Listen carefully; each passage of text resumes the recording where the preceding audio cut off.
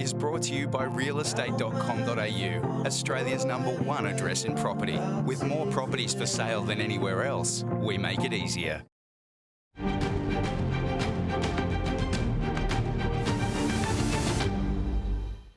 Thanks for your company here on Business Now. It was pretty quiet in the property markets over the weekend. There's no surprise there. But look, let's take you through the numbers, see if we can make any sense of it. Nationally, the auction clearance rate was just over 62%. You can see from just over 1,000 auctions.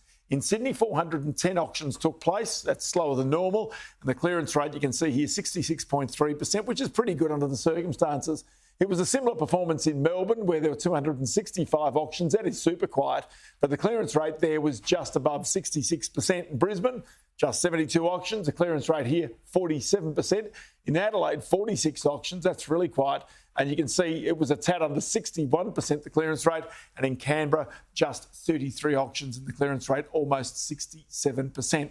Well, Ed Boyd caught up with REA Group economist Paul Ryan a little earlier and spoke with him about the lack of supply on the markets right now, contributing to higher prices, which kind of flies in the face of the Reserve Bank raising interest rates. People don't want to bring their property to market when people are going to be away on holidays during long weekends. So that has an impact. I think what that does is it kind of shifts sales either forward or backward. We saw a lot of sales in May as well. So I think the market has recovered nicely this year.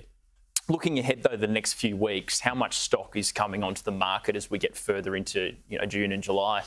Generally, we see June and July are kind of seasonally weak months for sales, but we have seen the market recover quite a lot throughout the year. So I think there's a lot of sellers that maybe would have listed their property earlier in the year that now are going to bring their properties to market in June or July. So I'm kind of expecting more sales than usual over the coming months. And then once we get through towards spring, is that when it really starts to kick off again? Yeah, absolutely. That'll be where we see how will these big 400 basis points of interest rate increases, will that continue? Will that start to affect the market? We've just seen continued property price increases despite those interest rate increases. Yeah, that 400 basis points we've seen from the Reserve Bank, that's really reduced borrowing capacity for a lot of homeowners. But it seems like property prices are still going up. So what's the disconnect there? Yeah, that has been surprising. Generally, we see a tight link between borrowing capacities, which are down, more than a third since interest rates have started to increase last year, and property prices. People can only buy what they can borrow in general. But that hasn't been the case. And I think it speaks to really strong demand and supply conditions across the market. That's really what's taken us by surprise. We also have a pretty critical shortage of housing in Australia. And what is that doing to renters and the rental space? Yeah, I think we've very clearly got a shortage of homes in Australia. And the place you can see that most is in the rental market. We've got rental vacancy rates that are below 2%, which makes it really hard to find properties. And rents growing at greater than 10% a year, which is putting a huge amount of financial pressure on renters in particular, on top of just general inflation increases.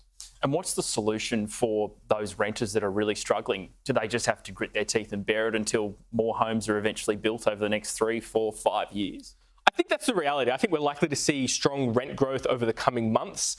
For a lot of renters, it'll mean that they'll have to change their living circumstances. More people will have to share homes. People will have to choose locations that perhaps aren't optimal for them.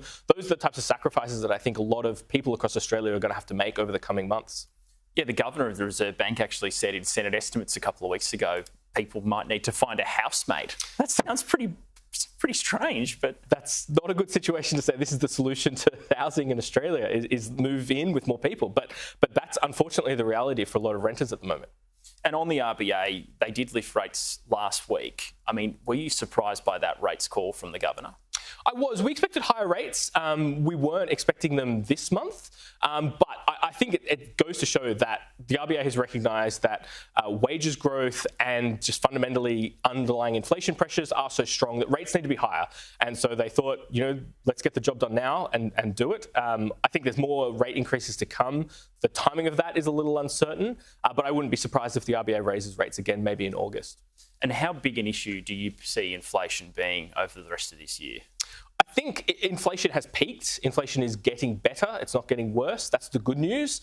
The bad news is, as the RBA noted, services inflation in particular has been very persistent overseas. And if we're likely to see similar persistence in services inflation, that will both hurt households continually throughout the year, as well as mean that rates need to be higher as well. And this week, we also get a Federal Reserve cash rate call. It looks like rates may be on hold in America. Do you think we're getting to the peak of the cash rate cycle around the world? It's starting to look that. It's looking like we're getting close to the end of rate rises across the world. I'm hoping that's the case, but inflation has been more persistent than anyone was expecting. So that's the big risk there.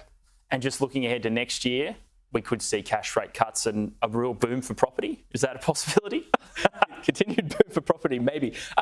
Yeah, maybe that will bring that balance between affordability in terms of borrowing capacities and prices a bit more in line.